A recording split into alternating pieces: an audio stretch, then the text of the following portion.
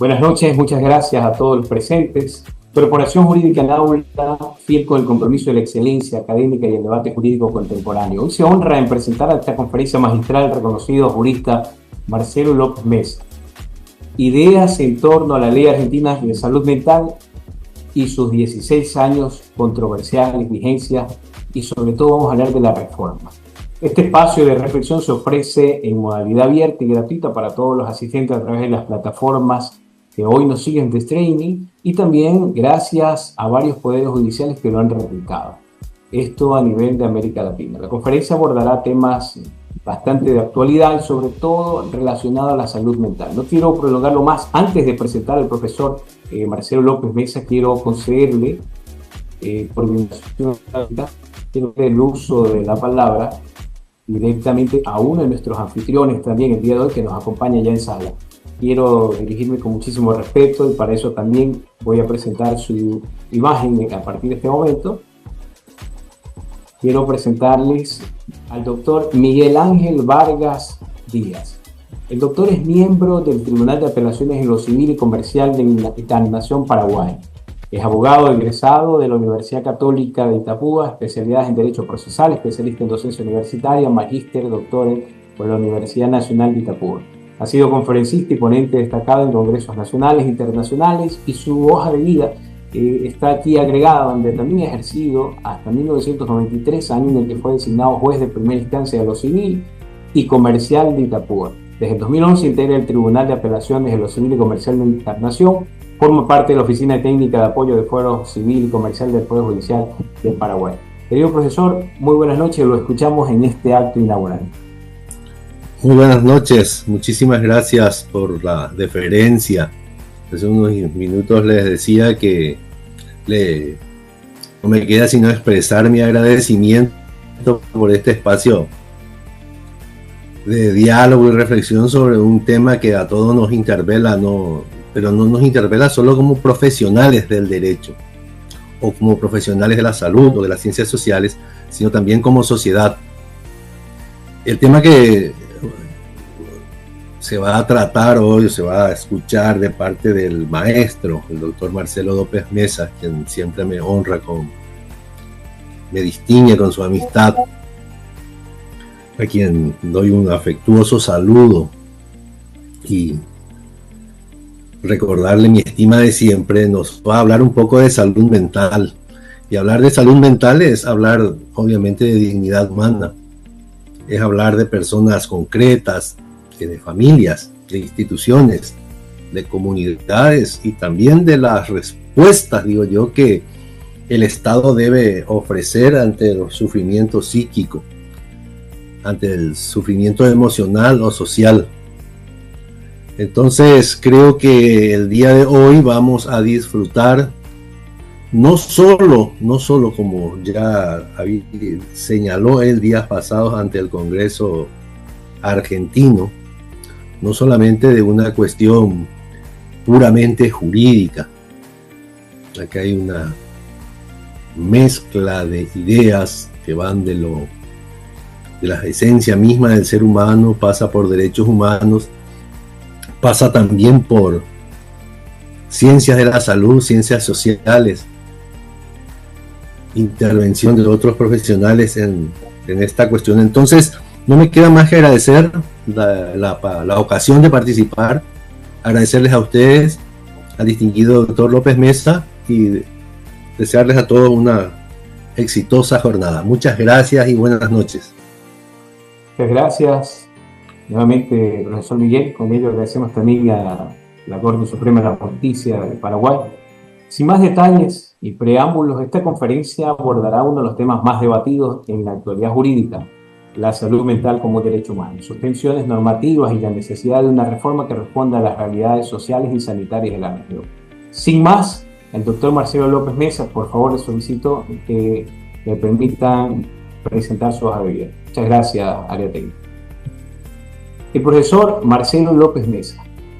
Hoy estamos frente a un especialista del Derecho Civil y doctor de las Ciencias Jurídicas y Sociales por la Universidad Nacional de La Plata. Realizó sus estudios de posgrado en Derecho Civil y Mercantil en la Universidad de Salamanca, España, y en American University Washington College Law. Estados Unidos. Además de sus pasantías en justicia española. Fue presidente de la Cámara de Apelaciones en lo Civil y Comercial de Trelew y ministro subrogante del Tribunal Supremo de Justicia de Chubut. También se desempeñó como asesor comercial del gobierno de la provincia de Buenos Aires. Es un académico correspondiente y miembro de la Academia Nacional de Derecho y Ciencias Sociales de Buenos Aires y Córdoba, así como de la Academia Nacional de Ciencias de Buenos Aires. Autor de más de 39 libros y de más de 200 artículos de investigación publicados en América Latina y en Europa. Ha sido profesor visitante de prestigiosas universidades a nivel de toda América Latina y además es un conferencista con muchísima experiencia. Hoy tenemos el placer, a través de Corporación Naula, no solo de presentar a un brillante jurista, sino también una persona que va a garantizar un análisis profundo y riguroso. Todo distinguido profesor Marcelo López Mesa. Bien, buenas noches para Argentina y Paraguay y buenas tardes para Ecuador, Perú, Colombia, según el uso horario. Muchas gracias a la Corporación Naula por organizar este evento y a la Justicia de la República del Paraguay, donde tengo tan buenos amigos, por auspiciarlo y por difundir esta convocatoria. El tema del que voy a hablar hoy es un tema del que me he ocupado largamente.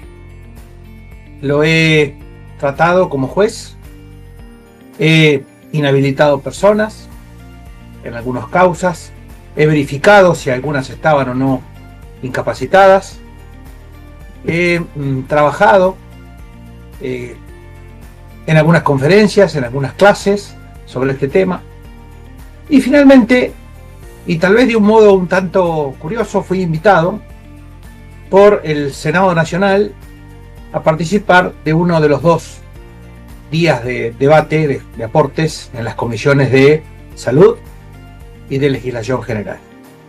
Gracias a la presidente de la Comisión de Salud, la senadora Ivana Arrascaeta, y a su esposo, por la invitación a hablar ante el Senado. El tiempo fue bastante breve, así que luego de eso me dediqué a escribir un par de artículos que tuvieron bastante difusión en Argentina, y finalmente la Corporación Naula me permite esta noche estar ante ustedes. La verdad que el hecho de haber ido desarrollando las ideas gradualmente, brevemente, los minutos que tuve en el Senado y después posteriormente en sucesivas colaboraciones donde fui extendiendo el espacio, han hecho que revise varios temas que incluso no habían sido parte de mi aportación al Senado y que tal vez no había reflexionado del todo hasta que diversas preguntas, porque a veces las preguntas son más inteligentes que las respuestas, diversas preguntas de personas que me habían escuchado aquí o allá, me fueron generando una serie de ideas claras en la materia. Recién, hace un rato, cuando hablábamos, antes de empezar a grabar, alguien me preguntó por la ley provincial de salud mental de su provincia, y la verdad que debo decir que ya es un tema que habría que empezar por esclarecer desde un comienzo de esta cosa. El solo hecho de que en un país federal como es Argentina existan normas provinciales de salud mental ya da cuenta de que hay un tremendo error de concepto. ¿Por qué? Porque es una materia incluida en la unidad de la legislación de fondo, que debe regular sí o sí el Congreso Nacional. Prueba de ello es que en el Código Civil, el Código de Vélez-Sarsfield, que lamentablemente fue tirado al cubo de la basura para reemplazarlo por algo muy inferior, una especie de huida hacia el precipicio, precipitada, todo, ideológica, claramente ideológica. El Código Civil y Comercial es una de las muestras más acabadas de lo que yo llamo el socialismo jurídico. Entonces, el Código Civil original, en sus artículos 140 a 152, regulaba el tema de la interdicción de las personas, la declaración de demencia, etc. Es decir, el Código Procesal Civil y Comercial de la Nación regula la consulta. Entonces es una materia de unidad de la legislación de fondo. El error comenzó con la sanción de la ley 26.657, ley llamada de salud mental, pero que en realidad no es una ley de salud mental. Es una ley engañosa. Es la ley de los derechos humanos de los enfermos mentales, pero no es la ley de salud mental, como vamos a explicar en un momento. Entonces, ahí comenzó el error, porque se dictó esa ley y se invitó a las provincias a que adhieran, lo cual era una locura, porque realmente es un desatino, porque realmente es una materia que el Congreso Nacional debe regular por sí. No puede llegar en la provincia, porque es ilusorio, sería realmente demencial que en una provincia uno pueda ser declarado demente y en otra no, porque rijan diferentes presupuestos, requisitos, criterios.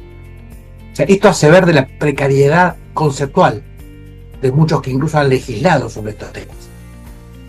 Y aclarado ello, que es una primera aclaración liminar, voy a decir que evidentemente perdón que surgió aquí, un cartelito, ahí está.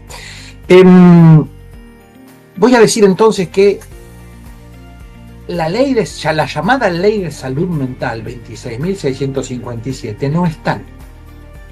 Se reemplazó el Código Civil, su artículo 140, 152, por una ley de derechos humanos de los enfermos mentales. Y se desprotegió a la población argentina de los daños que pudieran producir esos enfermos mentales porque se los privilegió a ellos. Yo entiendo por qué se tomó esa idea, por ideología. El problema es que no se lo dijo. La ideología en Argentina últimamente ha anidado demasiado en nuestra legislación. De hecho, un congreso, la Cámara de Senadores, la Cámara de Diputados, en el cual en los comienzos del siglo XX, por ejemplo, venían hasta personas de afuera, del extranjero, a ver los debates, por el nivel que había. Hoy en día ha sido sustituido por un chicaneo en vez de un debate. Se tiran a la cara acusaciones de todo tipo entre los miembros, pero básicamente en el fondo lo que muestra esto es el cruce de ideologías. Es lo que muestra esto básicamente es la grieta que existe en nuestro país y que básicamente quieren obligar a la gente a elegir un bando. Por eso el que piensa por sí, el que tiene ideas propias, en general es descalificado por tibio. Y entonces la ideología, que en Argentina en general se esconde, porque mucho no se dice, fue lo que dio el fruto amargo de esta ley 26.657. Es una ley netamente ideológica, socializante. Es la demostración más acabada, junto con la ley de reforma a la ley de alquileres, que luego fue derogada, que se dictó en octubre de 2023. Son, creo que, los dos ejemplos más claros del socialismo jurídico. Esta ideología, que se encarna en la legislación y que trasviste de legislación muchas veces, con consignas pegadizas, generalmente vacías o incontrolables, normalmente rematada en las sesiones del Parlamento con frases lacónicas y lapidarias, para incidir sobre la visceralidad de la masa, nublando el intelecto de sus miembros, y que básicamente hace de muchos aportes, no de todos, pero de muchos aportes de los legisladores, hace simplemente discursos de barricada. Ha vaciado de sentido a los debates parlamentarios, en especial en temas como este, donde realmente habría que escuchar el cruce de ideas. Y luego viene el tema de las redes sociales, que se transforman en un vehículo eficiente de estos discursos ideologizados, tan vanos, tan efímeros como el oportunismo y el error en que ellos normalmente descansan. Y entonces no se busca la verdad, se privilegia la ideología. La verdad es hija del cuestionamiento, de la reflexión profunda. En cambio, la ideología se blinda ante el cuestionamiento, se vuelve inmune a él, al debate, a la crítica, y se torna crecientemente radical. En los últimos 25 años es una verdad incómoda, pero verdad al fin, que la institucionalidad argentina se ha ido llenando de ideología, generándose sucesivos debates, muchos de ellos incomprensibles para un observador racional y una mente formada. Y la salud mental, desafortunadamente, es una de las muestras más acabadas de esta ideología. La salud pública en general ha sido abordada desde un punto de vista ideológico. Ejemplo de ello fue la salud pública durante la pandemia, que fue tratada con ideología en vez de racionalismo. La salud pública en la pandemia de 2019 fue ideología en estado puro, en vez de gestión eficaz, y dio como resultado una altísima tasa de mortalidad, 130.000 muertos, que estadísticamente es muy superior a los países vecinos, máxime teniendo en cuenta el desastre económico que generó la cuarentena más larga del mundo, con pobrísimos resultados sanitarios y 130.846 muertos. En este esquema, no puede dudarse que la gestión de la salud mental, desde hace 16 años a la fecha, es decir, desde el inicio de la vigencia de la ley 26657, se ha deslizado por un plano inclinado de creciente gradiente que ha tocado fondo recientemente, días pasados, acá a 2 cuadras de mi casa, en el Hospital Durán, con el llamado caso Sequeira. Personalmente debo decir que vengo hace mucho tiempo advirtiendo que es un desatino, que es una locura pensar los hospitales polivalentes son la solución, es decir, mezclar a pacientes comunes con pacientes mentales en un mismo hospital, que es un desatino el hecho de la desmanicomialización, que pensar que las internaciones deben ser necesariamente voluntarias, que no puede haber internaciones involuntarias como criterio, es un accidente buscando suceder. Y soy uno de los pocos que han dicho esto. La mayoría o no dice nada o aplauden el paso del cortejo triunfal. Porque hay que decirlo muy claramente. En nuestro país la expresión es libre, pero nadie dijo que sea gratuita. Porque normalmente cuando uno se le da por pensar y por decir lo que realmente piensa, y lo que piensa no es lo que piensa el gobierno de turno, generalmente a uno le cobran. Y lo termina pagando con una inspección de la AFIP o con la carrera, porque después los cargos, los acuerdos que salen para cargos judiciales o algo no son los de uno. Entonces, he llegado a un punto en que las improvisaciones, la falta de profesionalismo, la falta de claridad al legislar, nos está cobrando el precio en muerte.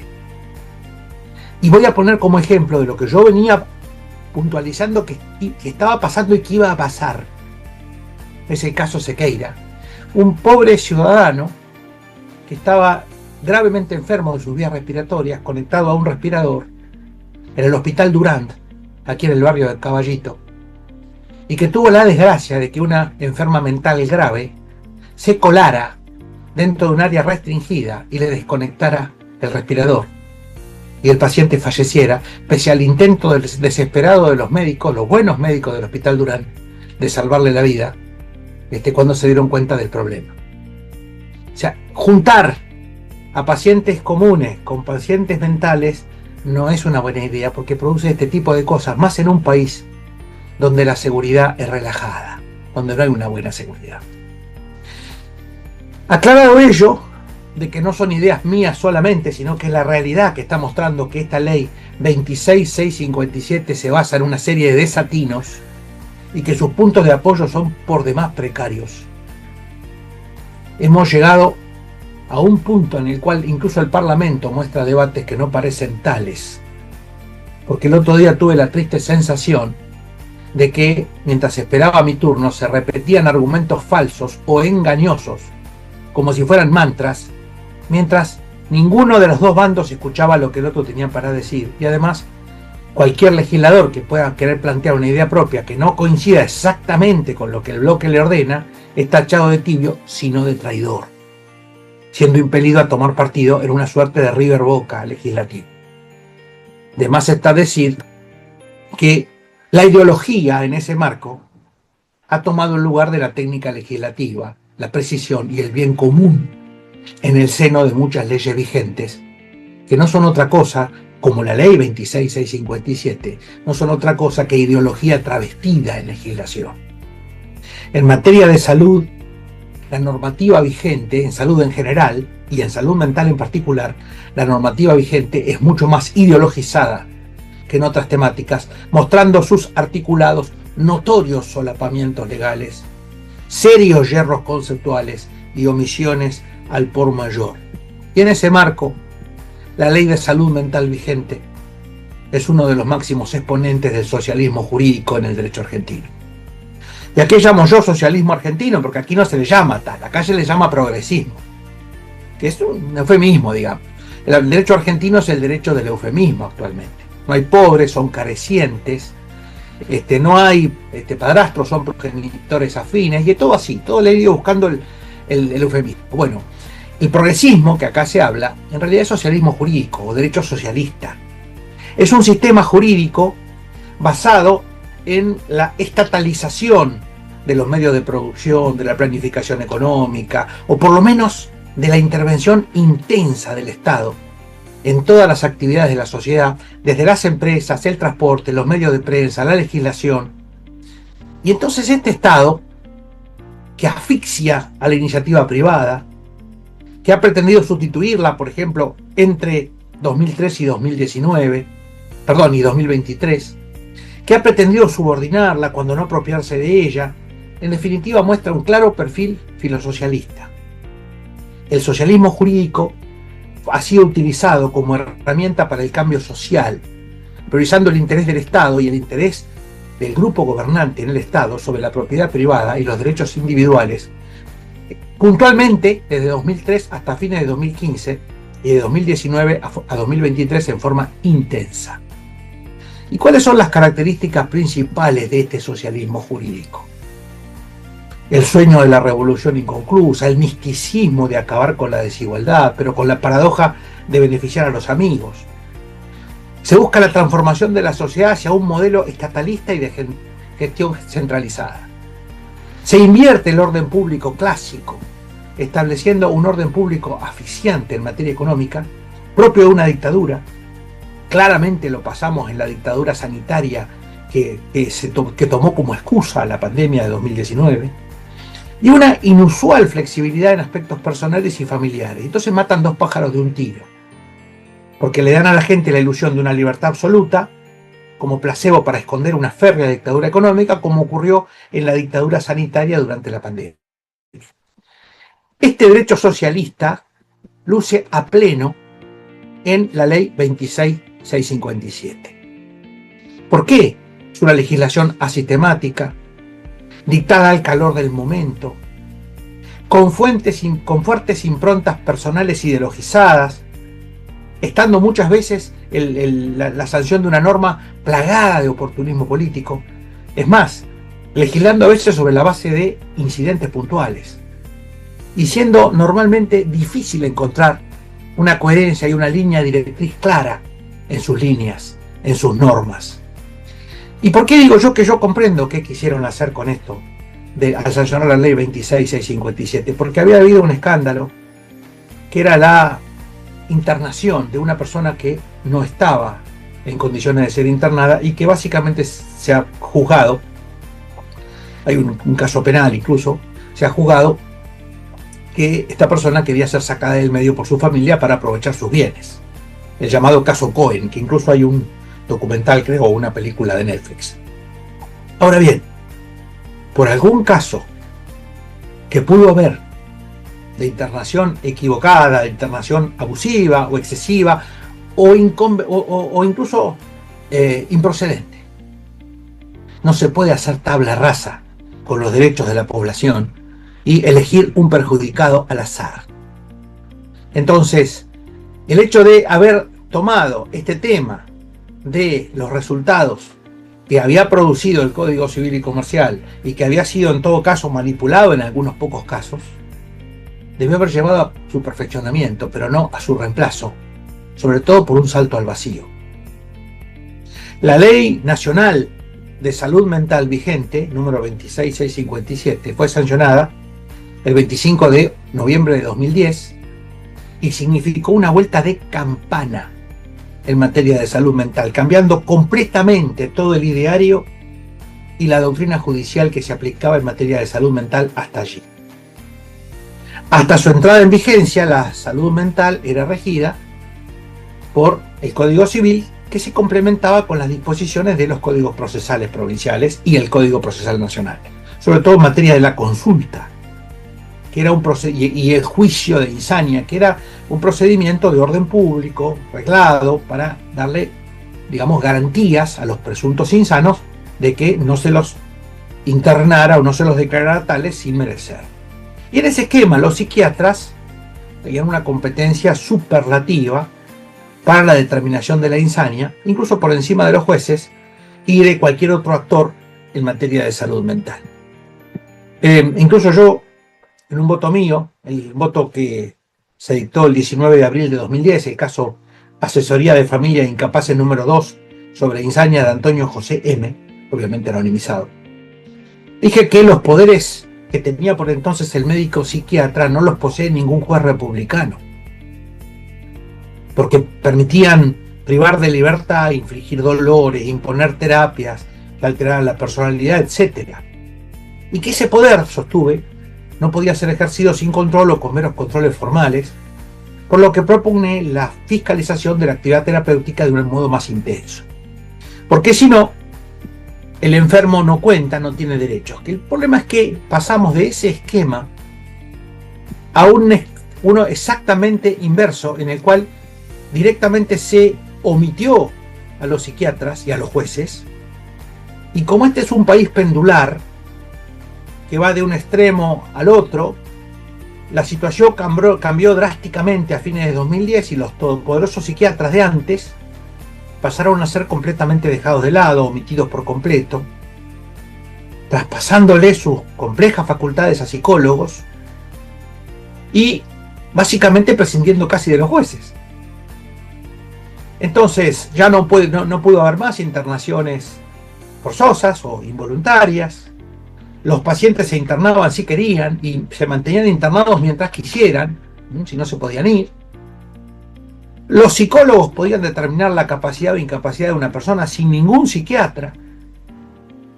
Y entonces, se propuso la desmanicomialización, se cerraron psiquiátricos, se prohibió abrir nuevos psiquiátricos.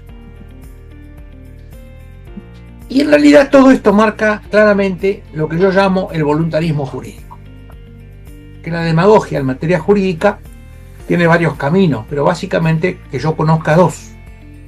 Uno es la legislación por objetivos, es decir, reclamar objetivos en las leyes y con eso contentar a la gente como si ya se dieran por cumplidos. El ejemplo más típico es la llamada Ley Nicolás, que plantea una serie de exigencias para la salud pública en general, que parece la salud pública de Suiza. Ojalá pudiéramos aplicar eso aquí, pero lamentablemente no tenemos las condiciones. Y otra de las formas de la demagogia en materia legislativa es lo que yo llamo el voluntarismo jurídico, es decir, creer que se pueden dictar normas con independencia de si están las condiciones dadas para su cumplimiento y que con el poder de la voluntad la realidad se va a acomodar a las utopías o a las quimeras. Y es claramente, como una vez me enseñó un gran maestro que tuve en España, el maestro Mariano Alonso, el derecho no sirve como una represa, no sirve para contener las tendencias, las necesidades sociales, sino que en todo caso debe ser usado como un canal para ir haciendo derivar esas tendencias, esas necesidades hacia terrenos menos peligrosos. Pero no se puede pretender que el derecho se transforme en un dique, que no sirve para eso. Pues bien, la ley 26.657 fue redactada e impulsada principalmente por un psicólogo, el señor Eduardo Gorbach, exdiputado, que incluso en alguna página, en alguna plataforma ha puesto que es el autor de la ley de salud mental. Allí, básicamente se plasmaron los derechos humanos de los enfermos mentales y se dejaron libradas a la suerte las salvaguardas para que los enfermos mentales, graves sobre todo, no dañaran a los vecinos, a los prójimos, a los familiares, etc. Yo recuerdo una de las intervenciones más sensatas que escuché el día de debate en el Senado, que fue la madre de Chano Charpentier, que dijo que básicamente la ley de salud mental vigente no preveía, no tenía prevenciones respecto de los familiares, lo que sufrían los familiares, los vecinos, porque el hecho de vivir nuevos manicomios y de cerrar los que están no va a hacer que la enfermedad mental desaparezca. Eso es voluntarismo jurídico. En especial cuando la enfermedad mental está creciendo fuertemente en el mundo, por dos causas principales: el abuso de sustancias psicotrópicas o psicoactivas y las consecuencias de la pandemia de 2019, el aislamiento, etc. La falta de propósito de los jóvenes, etc. Entonces, la salud mental está empeorando en el mundo, como lo dicen los informes de Naciones Unidas, como lo dicen los informes de entidades internacionales que miden este tipo, con datos serios, este tipo de situaciones. Y entonces, pretender que vamos a, por un voluntarismo jurídico, acotar la enfermedad mental por una mera decisión legislativa es un gravísimo error. Lo que tenemos que hacer es dictar normas sensatas que tomen como base la realidad en vez de negarla. Este voluntarismo jurídico, plasmado en la ley 26657, básicamente se basó en la idea de que cerrando los manicomios y metiendo a los pacientes psiquiátricos en los hospitales comunes se iba a solucionar el problema de la salud mental, lo cual es absolutamente inviable. Absolutamente inviable. Se fomentó la internación de enfermos mentales en hospitales comunes. El caso Sequeira muestra que no fue una buena idea. Por otra parte, cuando se permite que solamente el consentimiento del paciente mental sea el que valide su internación o su permanencia en internación, lo que se está haciendo es una especie de transformación mágica de un consentimiento que inicialmente está viciado, porque esa persona, si no está bien, no está en sus cabales, si no está bien de su mente, no está habilitada para dar un consentimiento válido. Entonces, ¿de qué estamos hablando? De un voluntarismo jurídico excesivo, desatinado.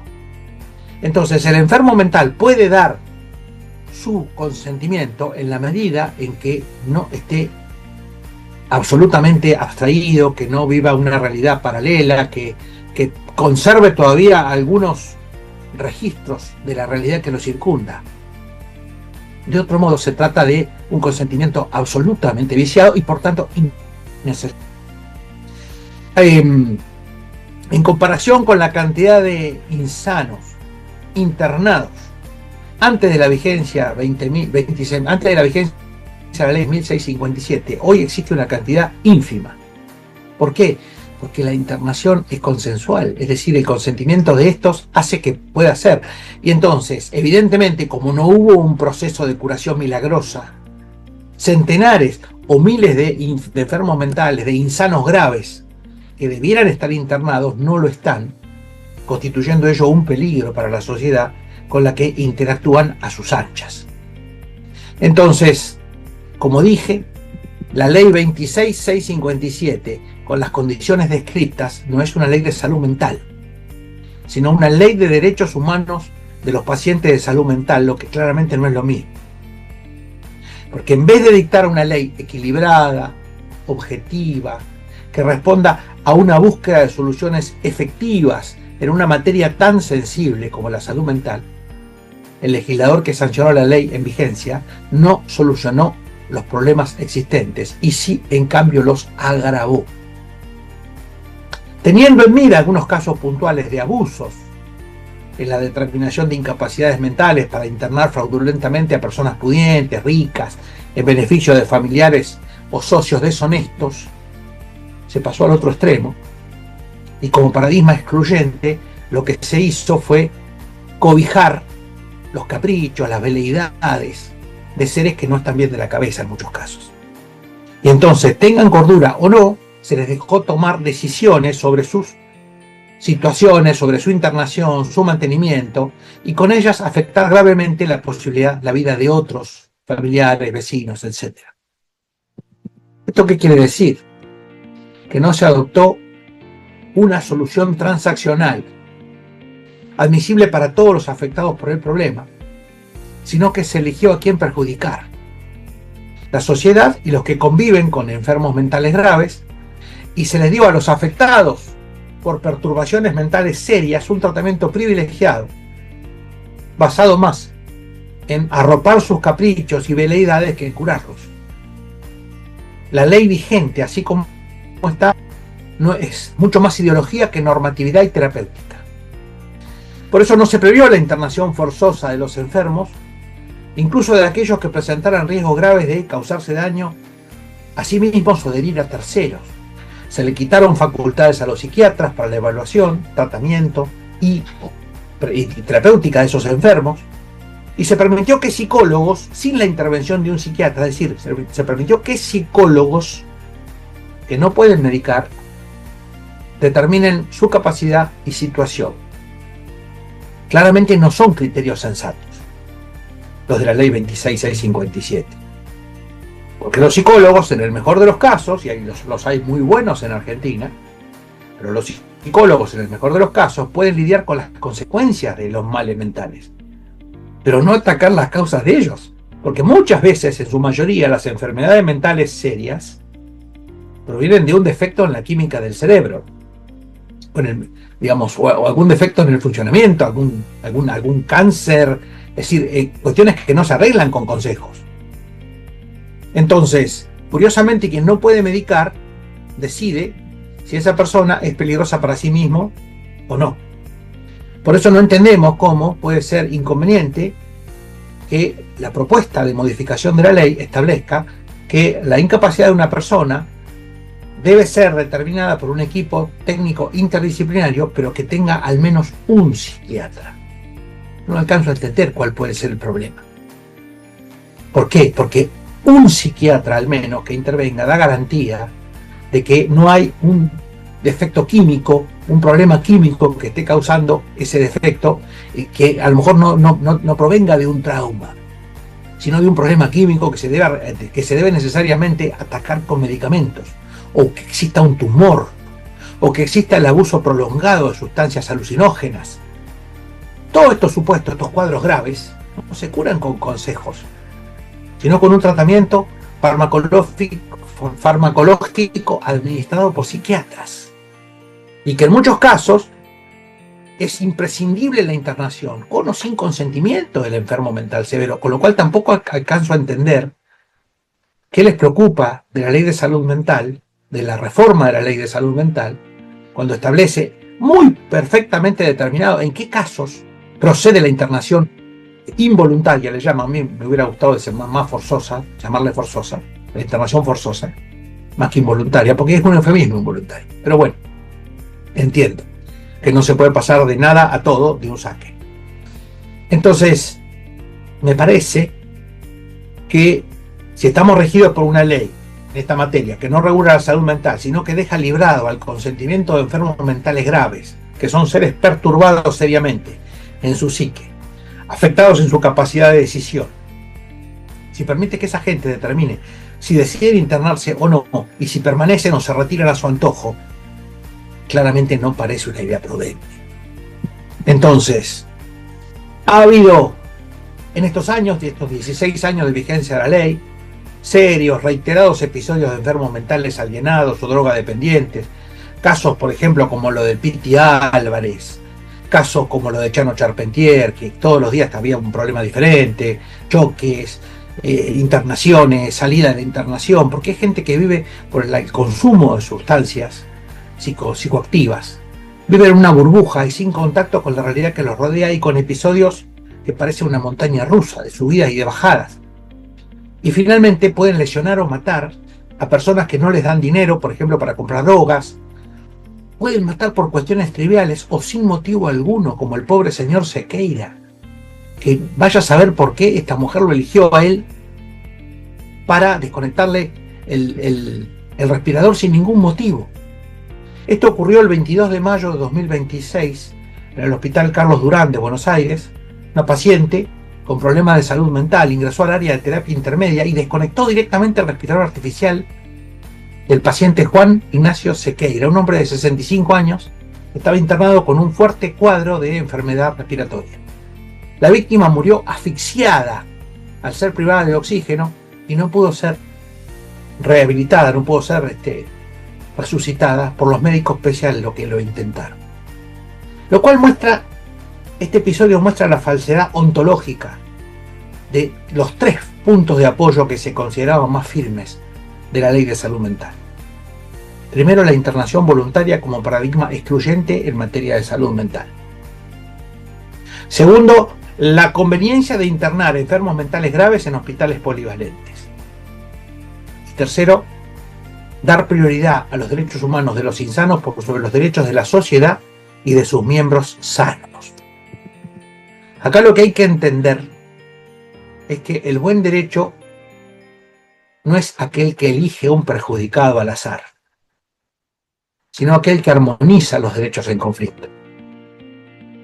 Hay que obviamente pensar que toda persona se presume su capacidad y que la internación es última ratio, es decir, último remedio.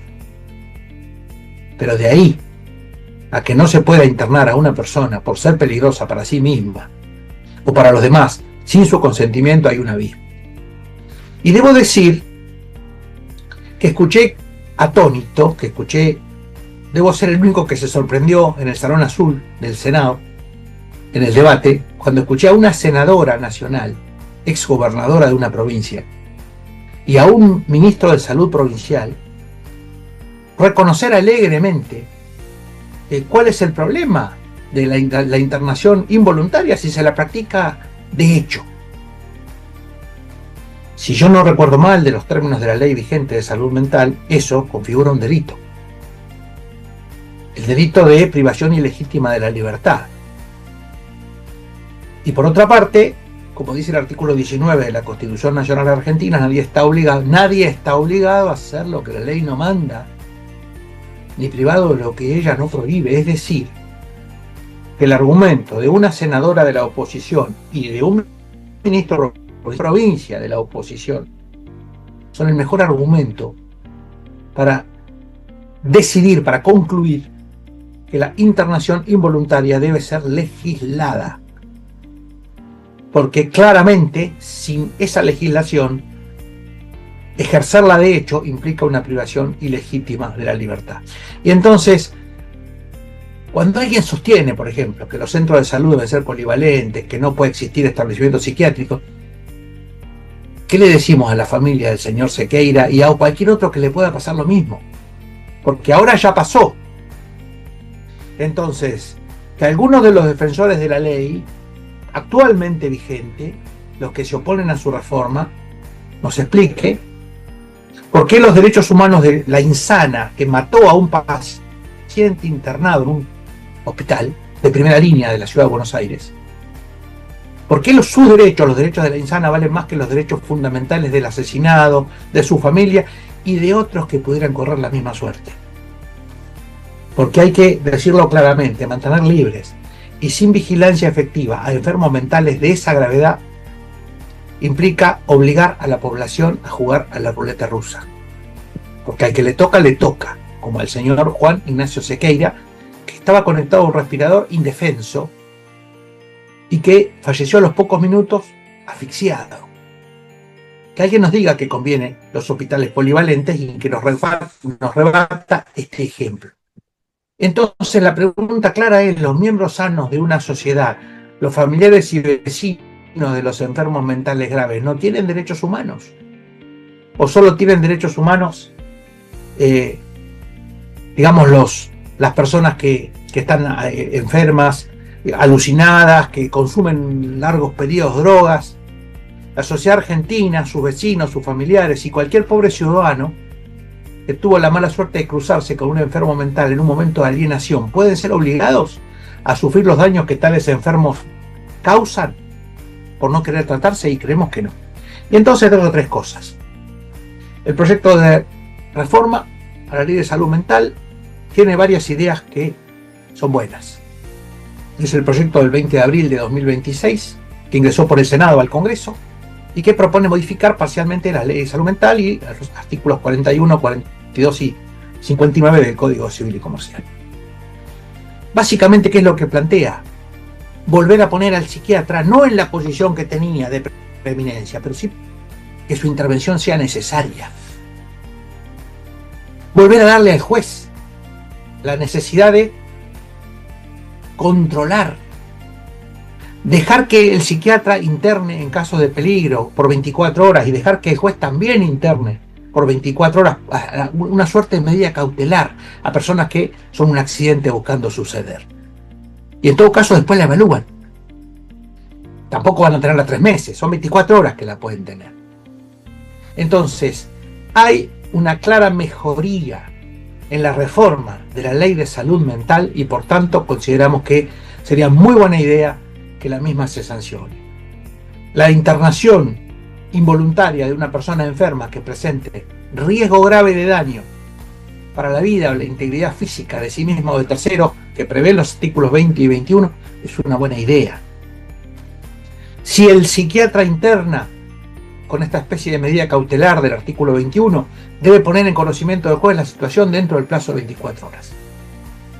Se promueve además reemplazar la idea de padecimiento mental que contiene la ley actualmente por trastorno mental, que es una cosa mucho más, un concepto mucho más técnico y que además se amolda a los parámetros internacionales, no como el padecimiento mental, que puede ser cualquier cosa, puede ser un concepto maleable ad gustum. Y se postula establecer un sistema por el cual tanto el psiquiatra como el juez competente puedan internar sin consentimiento a una persona que presente un riesgo cierto, grave, de daño para su vida o la integridad física de sí misma o de terceros. No es que se puede internar a cualquiera.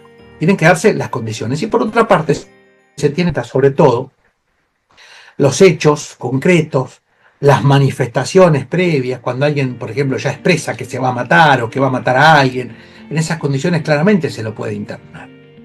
Porque evidentemente una persona perturbada, con padecimientos mentales serios, con trastornos mentales serios, como dice el proyecto de reforma, que muestra peligro para sí y que manifiesta que va a hacer alguna cosa contra su vida o contra la de otros, evidentemente es una persona que no puede seguir sin ningún tipo de vigilancia, sin controles, a su aire, como dirían en España. Todo ello nos hace pensar que estamos a las puertas de una reforma del Código Civil y Comercial que podría ser muy buena idea, que seguro es una letra, pero como decía mi abuelo, que era una persona muy pragmática, muy trabajadora, decía, lo mejor suele ser enemigo de lo bueno. Y como lo mejor raramente adviene, este proyecto de ley de reforma a la ley de salud mental vigente es bueno y para mejorar lo que está con ese proyecto alcanza. Así que por lo menos de mi parte prodijo su sanción en los términos en que está formulado. Gracias, querido profesor. Bueno, vamos a comenzar la segunda fase. Primero, antes de todo, citando unas palabras y un evento hermosísimo que se desarrolló hace pocos meses en el marco del diplomado Los Derechos en Serio. Se destacó una afirmación que los derechos humanos no son concesiones retóricas, sino garantías efectivas que obligan a los estados a dignificar las personas.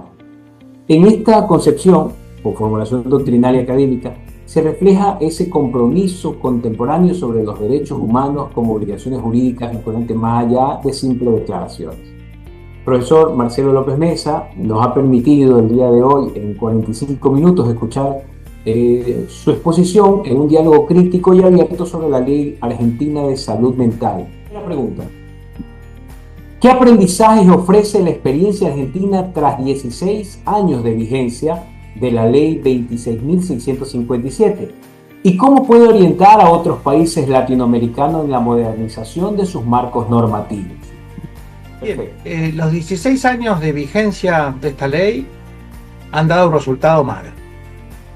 Lamentablemente la salud mental no ha mejorado, sino que está bien que hay que ser serio y no echarle toda la culpa a esta ley. Esta ley no es buena, pero a su vez también ha habido un creciente consumo de sustancias adictivas. Muchas veces la gente no entiende, por eso es importantísimo también algo que omití decir de la reforma de la ley de salud mental, que propone tratar a los abusos de sustancias psicotrópicas o de las drogas como problemas de salud mental. creo que es esencial en estos momentos, porque muchas veces se llega a la enfermedad mental a través del consumo de drogas. El consumo permanente, perdurable, extenso, durante largos periodos de drogas, afecta la química del cerebro y como tal produce una anomalía. Claramente, este genera un problema de salud mental. Entonces, no es buena idea disociar los problemas de consumo de drogas durante extensos periodos y en forma muy, muy importante con la salud mental. Entonces, la ley es mala, la salud mental es empeorada, pero no solo por la ley, también por el consumo cada vez mayor de sustancias adictivas y por los efectos de la pandemia, el aislamiento que ha producido, los trastornos que ha producido, los cambios en las formas de vida que han producido, y que realmente en los jóvenes se ve que hay mucho desasosiego, mucha falta de propósito. Entonces hoy en día la salud mental está peor que hace 10 o 20 años. ¿Y cómo se podría mejorar? En primer lugar, adaptando, como lo dice el proyecto de reforma en su artículo 2, adaptando las pautas de la legislación de salud mental argentina a las recomendaciones de la ONU y a los parámetros de la ONU. Eso es un primer criterio, es decir, no seguir navegando aislados, sino que tratar de seguir la corriente que es más seria, más profesional en la materia. Y segundo, dando intervención a los jueces y a los psiquiatras para que evalúen los casos, si fueran casos de persecuciones o cosas por el estilo, sino fundamentalmente de un tratamiento profesional, puntual, claro, de los enfermos mentales según sus situaciones y particularidades. Y sobre todo, creo que la forma de entender esto es entender que sin buenos jueces no puede haber buena salud mental. Sin buenos psiquiatras no puede haber buena salud mental. Porque jueces y psiquiatras son fundamentales para encuadrar los problemas mentales dentro de su quicio. Y otra cosa, y termino con esto. Nos han enseñado en el marco de la grieta, de esta división especie de River-Boca eterna en Argentina en cualquier materia, y también en materia legislativa y también en cuestiones de derechos humanos, de salud mental, nos han acostumbrado a elegir. Y el problema es que los 16 años de vigencia de esta ley, sobre todo los últimos 25 años de legislación fallida, nos han convencido que más que elegir hay que ponderar. ¿Y qué es ponderar? Aplicar lo que alguna vez en una charla del grupo Naula he dicho respecto de mi admiración mi admiración por la teoría de Posner, sobre todo el tema de la ponderación. Hay que ponderar los derechos en conflicto en la situación. No hay elecciones a priori. No podemos elegir perjudicado o un beneficiado a priori. Hay que ver la situación puntual y tratar de armonizar los derechos allí. Cualquier otra cosa es ilusoria. Sobre todo en un marco tan cambiante como es el derecho actual y la realidad actual que requiere de los jueces como una especie de artesano de soluciones justas. Esta otra pregunta que vi en el grupo. Me va a permitir dar lectura también a un mensaje que consta aquí en la plataforma. Yo voy a seguir dando lectura a la siguiente pregunta, por favor. ¿Qué impacto ha tenido en la región la transición hacia un modelo comunitario y la reducción de hospitales psiquiátricos tradicionales por los hospitales polivalentes? Es decir, donde hay enfermos mentales a la par con enfermos comunes. Personalmente creo que el impacto no ha sido bueno. Ideológicamente se ha dicho que la idea de no criminalizar, digamos, a la enfermedad mental, de tratar a los enfermos como enfermos. Incluso en Argentina hay dos criterios respecto de los delincuentes adictos a las drogas. Unos que lo tratan como enfermos, que son los juzgados comunes, los juzgados del interior, los juzgados provinciales, que como dije es una locura que haya leyes de salud mental provincial, es desatino, eso es derecho de fondo. Y otros son las diversas salas de la Cámara Nacional Criminal y Correccional, que los tratan básicamente como delincuentes. Entonces, primero que nada, tenemos que tener un criterio. ¿Qué son? ¿Son delincuentes o son enfermos? Y segundo, ¿hasta cuándo la enfermedad puede ser una excusa para delinquir abiertamente y sin consecuencias. Entonces, yo personalmente creo que fundamentalmente, por sobre todo, hay que poner los derechos de la sociedad a defenderse, los derechos de la sociedad a tener seguridad. Y entonces, no puede ser que personas que se drogan para ir a robar, después aleguen eso para no tener pena y se han tratado como enfermos. Entonces, ese tipo de sujetos no pueden estar en hospitales comunes.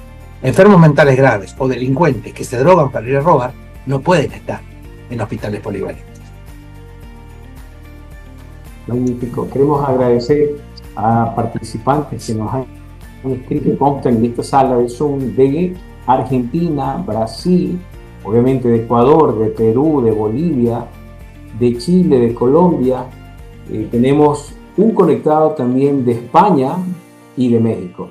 Bueno, en orden, ¿qué enseñanzas pueden extraer países como Ecuador, Bolivia o Perú respecto a la coordinación interinstitucional y qué modelo regional podrá surgir si se integran experiencias de Argentina, Brasil y Chile bajo un marco común de derechos humanos? Y con esa paramos la idea en redes sociales y nos dedicamos a la plataforma. Yo debo decir, por ejemplo, que si tuviera que opinar, diría que tendríamos que mirar un poquito más al derecho paraguayo. El derecho paraguayo ha sido dictado por gente muy sensata y la ley paraguaya de salud mental es bastante mejor que la ley argentina. Así que me parece que algunos criterios que allí se contienen podrían ser una buena idea como disparadores. Y en principio, fuera de ese comentario, diría que para hacer una buena ley de salud mental, lo primero que hay que hacer es dejar el voluntarismo jurídico y la legislación por objetivos. No, mencionando objetivos al azar, no se tienen por cumplidas las necesidades sociales. Alguna vez lo dije en un voto mío, en el caso Botaro, un amparo en el cual una persona que había sido lanzada de una casa alquilada por no pagar los arriendos, se presentó en la municipalidad y dijo: me tienen que dar una casa. ¿Por qué? Porque la Constitución chubutense de 1994 dice que yo tengo derecho al acceso a una vivienda digna. Eso es legislación por objetivo. Ya el maestro Alberdi, uno de los dos padres de nuestra Constitución, Juan Bautista Alberdi, decía en las bases que las constituciones solo deben contemplar lo que es posible, lo que se puede hacer, y que el hecho de mencionar objetivos muy nobles pero absolutamente imposibles en ese momento hace que los legisladores y los constituyentes hagan el papel de charlatanes. Y la realidad, decía Alberdi, no tardará en pediros cuenta de sus acciones y actuarán como niños propios de vuestras propias fantasías. Personalmente creo que lo primero que hay que hacer es ser profundamente pragmático para dictar una ley de salud mental. Hay que apuntar a lo que es posible, a lo que es plausible en primer lugar. Y luego que la realidad se vaya acomodando de a poco.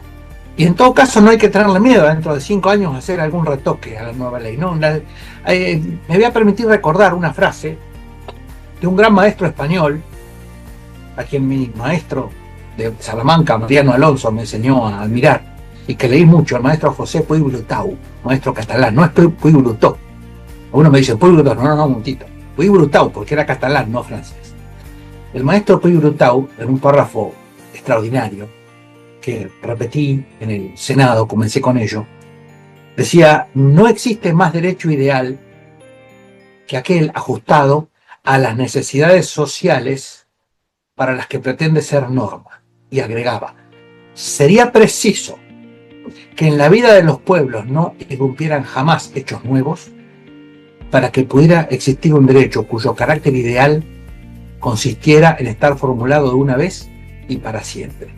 Entonces, nuestros países tienen la mala idea de sancionar normas y creer que con eso está solucionado el problema por 15, 20 años. Y la realidad actual es tan cambiante, va para lugares que nadie lo pensó. Entonces, cada X tiempo, cuando las circunstancias lo requieran, hay que retocar, hay que verificar, porque las leyes hoy no son, ni eternas no fueron nunca, pero hoy ya no son tan duraderas como eran antes. Antes una ley podía durar 50 años, hoy no. Hoy hay que ver para dónde fue la cosa, alguna tendencia que nadie vio venir, que de golpe resulta que estamos viendo una realidad que parecía distópica hace unos años. Bueno, pues bien, creo que esa sería una buena idea. Este tipo de normas tan sensibles, irlas actualizando, irlas mejorando cada vez que haga falta. No esperar 15, 20 años. 16 años ha sido una barbaridad con este tema, más con una mala ley. Así que creo que espero no se demore la sanción de la reforma. Bueno, Leo, por favor, encienda su cámara para que realice la pregunta. El tema de la ley 17.132 es realmente dudoso. Y voy a decir por qué. Porque la ley 17.132 es una ley de ejercicio de la medicina que es de la década de 1960, el comienzo de la década de 1960.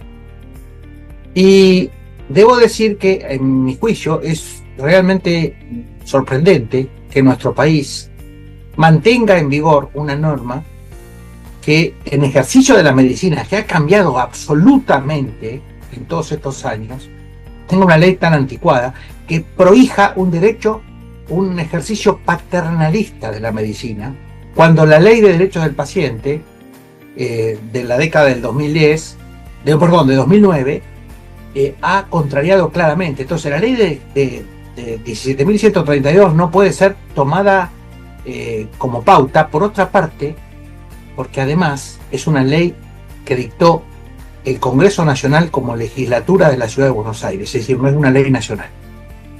Entonces yo no echaría mano directamente, diría que esa ley hay que tenerla a un costadito.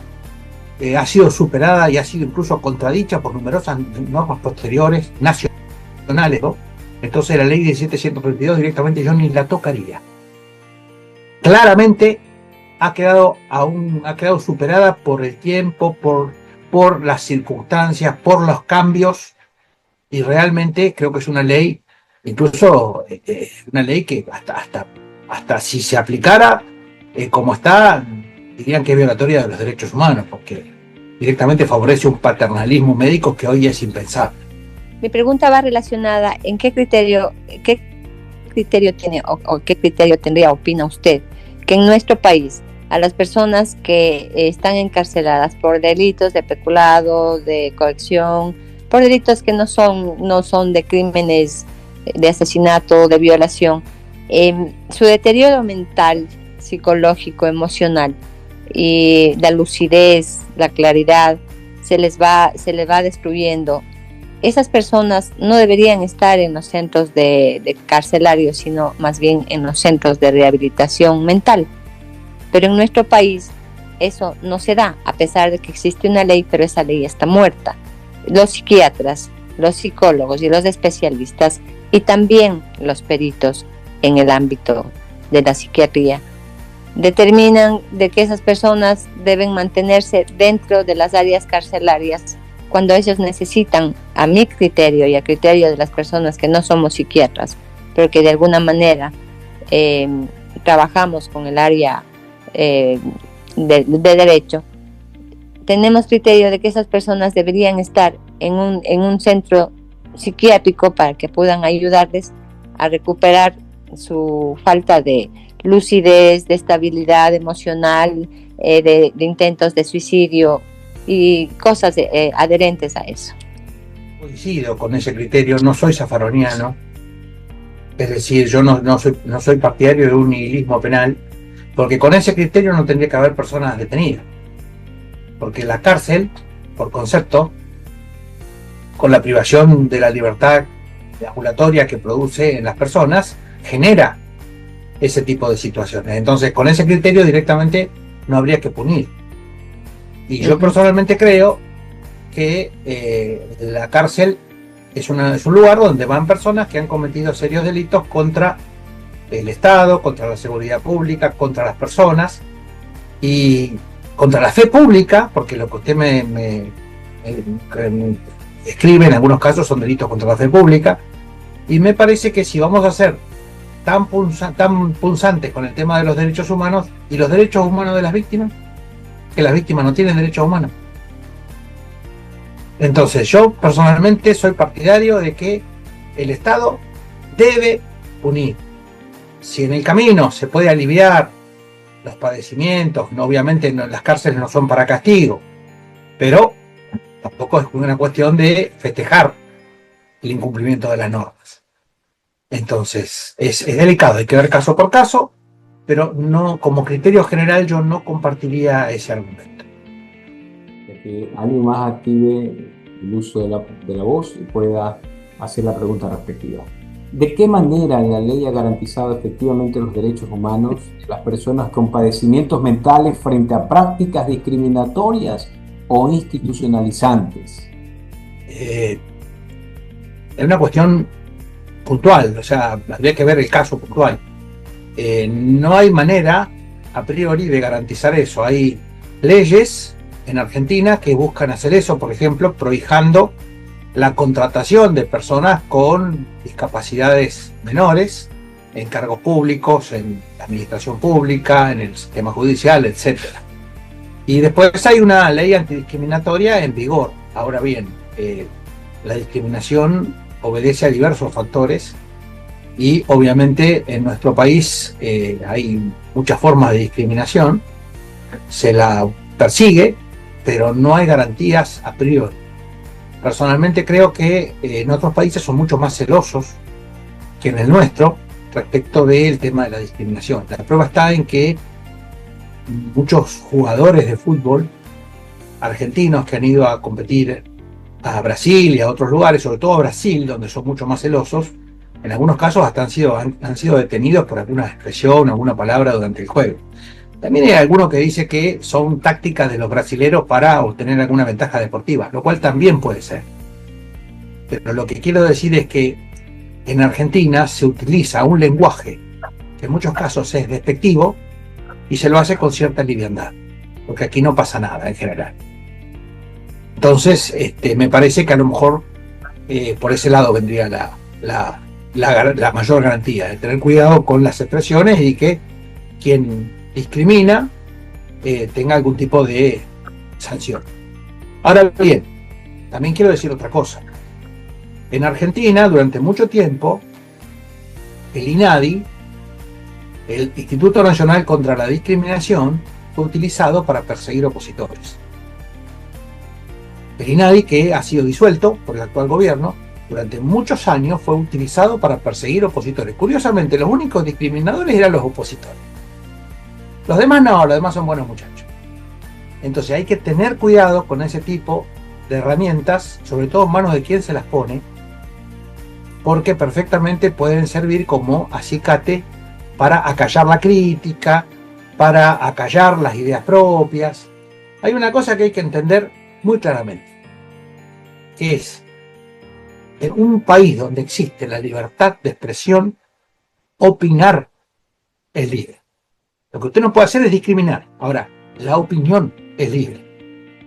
¿Esto qué quiere decir? Que en Argentina se confunde muchas veces la opinión con la discriminación en el trato. En Estados Unidos eso está claro. No puedo decir lo que quiera, opinar lo que quiera. Ahora, en el trato tiene que ser respetuoso. En Argentina no siempre está tan claro esa diferencia. Y espero haber respondido la pregunta. Muchas gracias.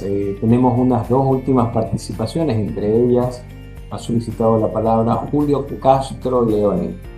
Tiene activado el micrófono. De Córdoba, de la provincia de... le quería hacer una pregunta al doctor.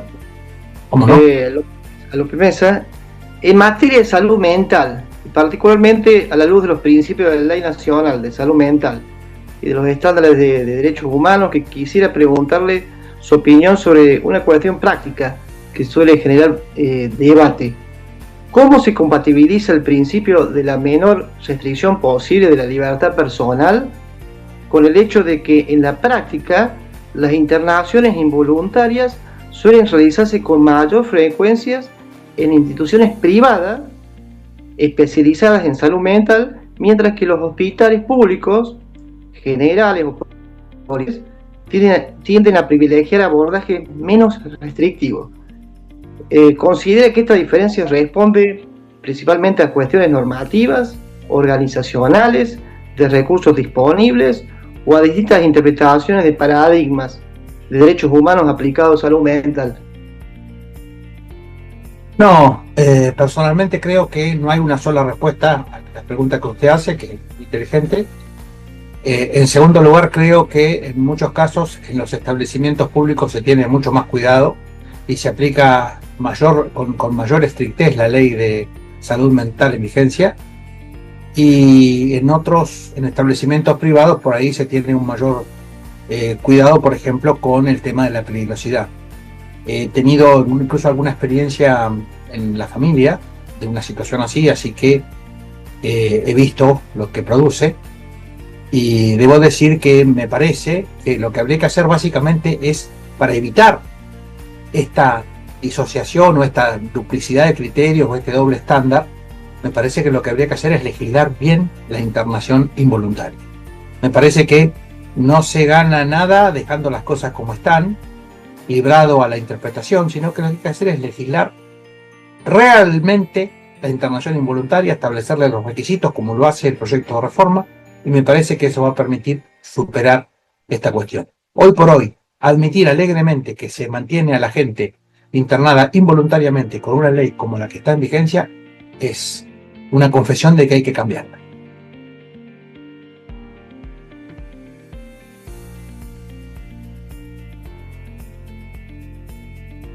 Muchas gracias.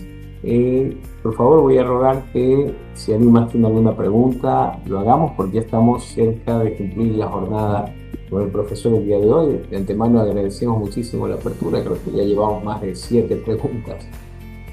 Hasta que se formule la última pregunta, quería consultar al profesor alguna última reflexión a modo de cierre, que lo que más tenemos comentarios.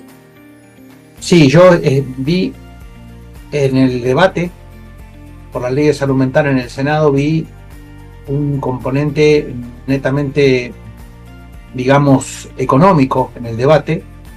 Incluso a un participante que estaba al lado mío en el panel, en un momento le hice un comentario respecto de que no estaba de acuerdo con lo que decía, que era una ley regresiva de los derechos humanos, etcétera. Para mí, la reforma implica una solución transaccional a un problema. Es decir, antes eligieron un perjudicado y ahora se busca una solución transaccional. Y lo que quiero decir es que el problema de la salud mental en Argentina lo que hace es poner sobre la mesa algo que durante muchísimo tiempo en Argentina se escondió, que es el costo de los derechos.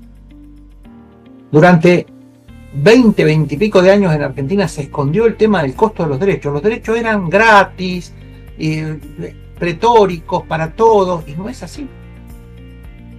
Los derechos, cuando se conceden, tienen un costo, cuando son derechos en serio, cuando no son meras declamaciones. Y por eso yo he sugerido a algunos que me han preguntado leer un libro maravilloso, un libro extraordinario, muy, muy punzante, de Holmes y Sunstein, que se llama El coste de los derechos. Es un libro que básicamente aclara el problema de que los derechos, para ser tales, tienen que tener un costo. Es decir, yo no puedo crear solvencia, crear presupuestos donde no los hay. Ese asunto de donde hay una necesidad y un derecho, eso es demagogia. Porque si no, con ese criterio, ¿para qué hay presupuestos? ¿Qué es un presupuesto? La asignación de recursos escasos a fines valiosos. Si yo digo que donde hay una necesidad hay un derecho, cualquier juez, a través de un amparo, puede decir, concédale, porque tiene derecho, y, por ejemplo, reformular presupuesto, porque hay que sacar de algún lado lo que hay que darle a esa persona o lo que hay que suministrarle a esa persona. Entonces, no es sensato pensar que los derechos no tienen costo, que son gratuitos, que son ilimitados, que son... me parece que la ley de salud mental, en el debate en el Senado, lo que puso de manifiesto es eso, tener que sincerar el costo de los derechos. El profesor nos ha solicitado 2 veces el uso de la palabra Jesús Sebastián Churicuna. No sé si por favor puede activar su micrófono y con él cerraríamos esta participación. ¿Cómo le va, doctor? Buenas noches. Buenas noches a todos. Excelente su conferencia, doctor. Y agradezco también al doctor Naula por esta posibilidad de que nosotros podamos capacitarnos a través de su persona. Mi pregunta va dirigida acá en la Argentina. Si bien legalmente el psiquiatra, el médico psiquiatra, está habilitado como médico matriculado para diagnosticar, tratar y prescribir medicamentos psicofármacos, y que además puede emitir licencias médicas, solicitar internaciones y firmar certificados de aptitud psicofísica, lo cual el psicólogo no está habilitado para prescribir, ni recetar, ni administrar psicofármacos. Entonces, en este caso, en la ley, si se le dio al psicólogo esa posibilidad de que pueda acceder a poder ejercer esa forma de poder interpretar la ley, cuando el que tendría que haber sido sería el psiquiatra, ya que está habilitado para eso, a través del DSM-5, que es el diagnóstico, el manual de diagnóstico y estadístico de los trastornos mentales, que en inglés es Diagnostic and Statistical Manual of Mental Disorder, que es la quinta edición, la cual avala no para el diagnóstico, sino para la forma en que el psiquiatra puede actuar de acuerdo a la clasificación, establecer criterios y guiar un tratamiento para las personas con patologías psiquiátricas. Como usted lo dijo, una persona que tiene un desorden psiquiátrico, póngale esquizofrenia, psicosis, etcétera, muchas veces no están en condiciones de poder ejercer realmente ellos su voluntad y actúan de acuerdo a su patología, como hizo esta señora que le retiró el respirador a este señor, provocándole la muerte. No obstante, nosotros sabemos que eso se puede solamente soslayar a través de un médico psiquiatra que hace el tratamiento, la indicación adecuada y el tratamiento adecuado. Entonces, yo creo que en la nueva ley que se trate, se tendría que tomar como ejemplo esto, y que el psiquiatra tenga el papel preponderante en esta situación, en esta nueva ley, si es que se llega a tratar. Sí, lo que cambia es que hoy en día, por ejemplo, con la ley vigente, se puede diagnosticar a una persona sin un psiquiatra, lo cual me parece una ocurrencia. El proyecto de reforma lo que hace es establecer que el diagnóstico lo va a hacer un equipo técnico interdisciplinario con la necesaria participación de un psiquiatra, con lo cual es un avance. No tal vez el avance que a mí más me gustaría, pero es un avance. Por lo menos ya va a tener que existir la participación de un psiquiatra que convalide. ¿Por qué? Porque hoy en día este asunto de la ausencia de un psiquiatra en el equipo que dictamina va de la mano de la creación de un concepto jurídico indeterminado, que es el padecimiento mental, el padecimiento psíquico. Esto es muy, digamos, es como un fluido que se adapta a cualquier continente. Entonces, el hecho de tener un concepto tan abierto hace que pueda ser manipulado, y entonces pasar a un concepto más técnico, como es el trastorno mental, a pasar a que un psiquiatra tenga que intervenir necesariamente, me parece que es el camino correcto. A lo mejor no tan rápido como nos gustaría, pero es el camino correcto. Son unos pasos, varios pasos en la dirección correcta. Y hoy por hoy, en vez de quedarnos donde estamos, más vale, sería bueno que se avance varios pasos en la dirección correcta, por más que a lo mejor no se vaya a la velocidad que uno querría.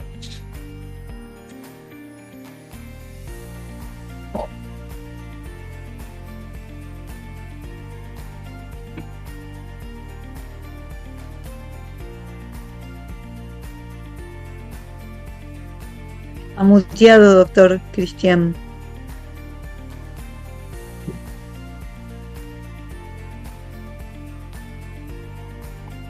Muchas gracias. Yo tan apasionado, profesor, diciendo que en breve vamos a cerrar y que nos ha llegado una pregunta de YouTube, yo nada leyendo y a su vez estaba muteado. Le decía que ¿Cómo no? la única pregunta de YouTube dice, de Verdit, dice, ¿qué pasa cuando es un juzgado el que está vulnerando los derechos? Me imagino que está relacionada a las preguntas justamente que hacíamos referencia al impacto del modelo comunitario en la atención de la salud mental, me da la impresión.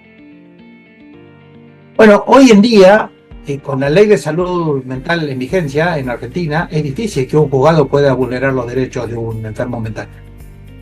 Porque, o sea, tendría que ser directamente un ilícito, o sea, un juez cometiendo un ilícito, porque con la ley de salud mental vigente y con el procedimiento de la consulta, artículo 253 bis del Código Procesal Civil y Comercial, hay una garantía, que por lo menos si se cumple, y nosotros la cumplíamos, cuando yo era juez la cumplíamos a rajatabla, es el tema de la consulta, que es una evaluación.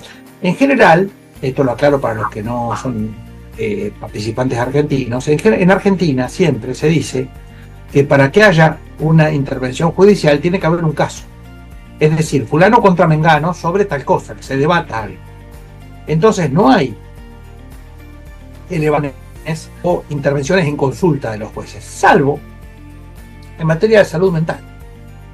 En materia de salud mental, como es el proceso de determinación de la incapacidad de una persona, tiene fuertes tintes publicísticos, ha comprometido el orden público, seriamente, entonces se ha establecido una intervención de última instancia, que es la intervención de la Cámara de Apelaciones, que corresponda a la jurisdicción, para cuando se está, más allá de que haya un recurso o no lo haya, igualmente antes de cerrar el expediente, interviene la Cámara de Apelaciones, que revisa el cumplimiento de los recaudos para que una persona sea declarada incapaz, una persona sea declarada, por ejemplo, insana. Este procedimiento se aplica, con lo cual es difícil que se violen los derechos humanos, salvo que exista un ilícito, se fragüen pruebas, o sea, exista una colusión muy seria, pero en general es difícil pensarlo hoy en día, sobre todo con una ley como la que está vigente, que fomenta derechos humanos de la persona insana al extremo. Profesor, ¿usted permitiría una última pregunta? Martín López ha alzado la mano por 2 ocasiones. No tengo problema. Martín, aquí de su cámara. Gracias. ¿Cómo está? Buenas noches, doctor. Buenas noches a todos los participantes. Un gusto, excelente la presentación. Quería acotar las preguntas, son muchos temas que me surgieron. Yo soy de Jujuy, psicólogo. 2 cuestiones puntuales, doctor. Si usted podría ampliar el concepto de dictadura sanitaria, al cual yo adhiero, pero me gustaría saber si usted lo podría ampliar, si bien lo ha mencionado en algunos puntos específicos. Y por segunda instancia, si usted podría mencionar si en esta reforma parcial de la Ley de Salud Mental se habla o se da cuenta o se menciona esto que usted desarrolló sobre el cierre o la sustitución de los monovalentes que está en la ley vigente y la internación en hospitales polivalentes de usuarios de salud mental, si esta reforma menciona estas cuestiones. Muchas gracias. Bien, 2 cosas. Primero, el tema de la dictadura sanitaria yo hasta lo he escrito en artículos, en obras, o sea, yo soy un convencido de que existió una dictadura sanitaria entre 2019 y 2020 en Argentina. Es más, no solo existió una dictadura sanitaria, sino que existió una cierta, ¿cómo decirlo?, un cierto sesgo en contra de las decisiones independientes. ¿Por qué? Porque primero se estableció que no se podía salir del hogar, salvo los imprescindibles. Se restringió la deambulación por libre. Uno no le permitía ni siquiera dar la vuelta a manzana con la mascota. Uno salía con una mascota a la calle y si lo paraba la policía le decía, ¿usted qué hace? Y estoy con el Pipo, acá con mi perrito. ¿Y dónde vive? No, vivo acá sobre la avenida. ¿Y pues qué hace acá? Es decir, lo que mostró la pandemia, al menos en Argentina, es que no hay nada más parecido a un fascista que un burgués asustado.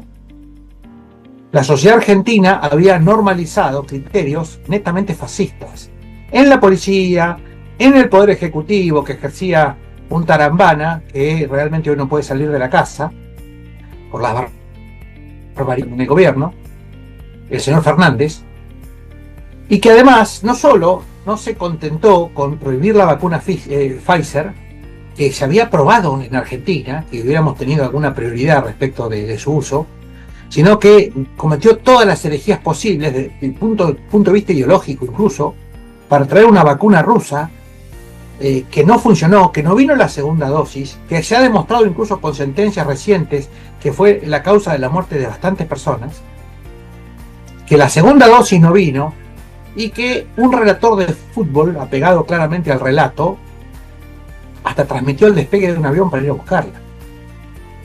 Y además, las personas que tomaron la decisión de, a su costa, a Estados Unidos a vacunarse con la vacuna Pfizer, que era la que querían, después no los dejaban volver. ¿Eso cómo se llama? Eso es una dictadura sanitaria. No te permiten moverte, te controlan, si no te vacunabas no podías viajar en aviones, no podías viajar en micros.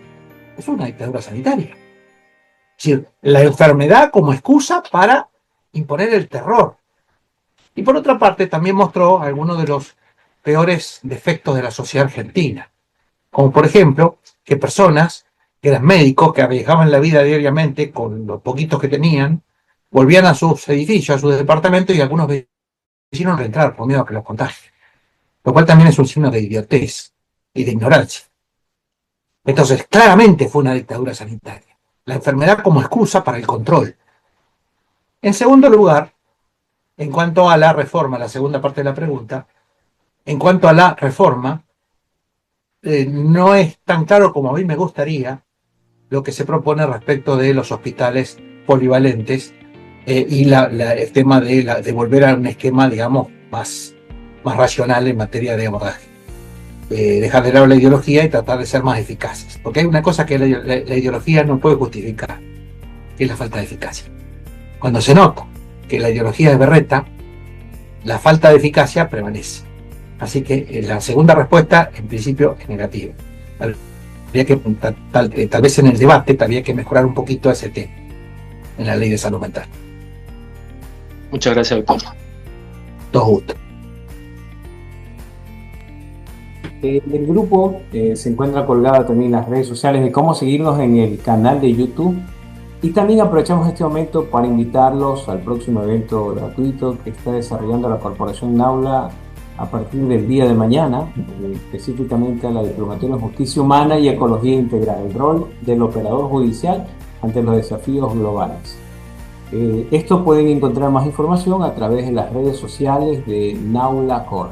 En el chat también se encuentra colgada la información. Distinguido profesor, a este momento ya de cierre, una vez satisfecho las preguntas de todas las redes sociales y del YouTube, ¿cuál es su mensaje final para con ello declarar por concluida esta fructífera jornada académica?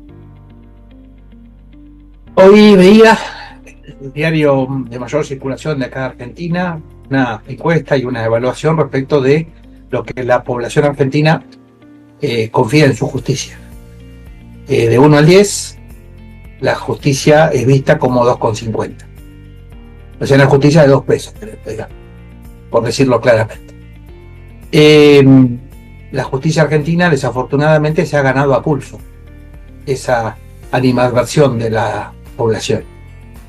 Y personalmente, los que hemos sido funcionarios judiciales, primero empleados judiciales, primero meritorios, después empleados judiciales, después funcionarios, después camaristas, por ejemplo, jueces, y que hemos amado ese poder judicial que era el mejor de Latinoamérica, sin duda, y que lo vemos hoy convertido en lo que hoy es, realmente tenemos que expresar nuestro dolor.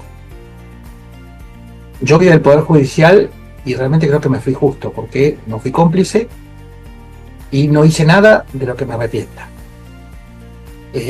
Sinceramente extraño ese poder judicial en el cual me formé, ese poder judicial que me hizo ver que la justicia era posible, en el cual incluso con diferencia de opiniones podíamos coexistir tuve el honor de integrar una gran sala de apelaciones, la mejor de la Patagonia sin la menor duda en toda su historia, y posiblemente la mejor del interior, con grandes colegas como Carlos Ferrari, como Carlos Velázquez, donde incluso era gente mayor que yo, así que aprendí mucho.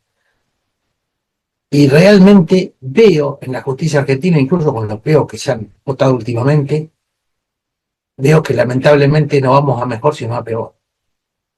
Así que bueno, mi cierre es el siguiente: no vamos a lograr una buena salud mental ni ninguna mejora en otros derechos en la medida en que el Poder Judicial argentino, y un concepto final. En el Poder Judicial argentino, por ejemplo, en este momento la Suprema Corte de Buenos Aires, que en otra época fue el mejor tribunal del país y por encima de la Corte Suprema inclusive, en la época en que estaba Acuña Sorena, Axel Bremberg, Portas, etc., hoy se queda con 2 miembros por la renuncia de la doctora Coven. El hecho de que en 4 o 5 años la política de la provincia de Buenos Aires no haya podido conformar una buena Suprema Corte de Justicia, haya permitido que la situación llegue a este nivel de despropósito, ya habla de lo que es la política y de lo que es la justicia. Entonces, en el Poder Judicial argentino no son todos los que están, ni están todos los que son. Así que mi mejor mensaje es: volvamos a poner a la gente que tiene ideas propias, que tiene conocimiento, que tiene honradez en los cargos, y dejemos las componendas para, en todo caso, otros momentos. Hoy estamos tan bajos en nivel de justicia que ya la gente no confía, y en algún punto eso va a traer problemas muy serios. Espero no haber molestado a nadie con nada que haya dicho, y realmente ha sido un placer y un honor estar esta noche con ustedes. Muchas gracias. Muchas gracias a todos. Saludos cordiales. Hasta una próxima oportunidad.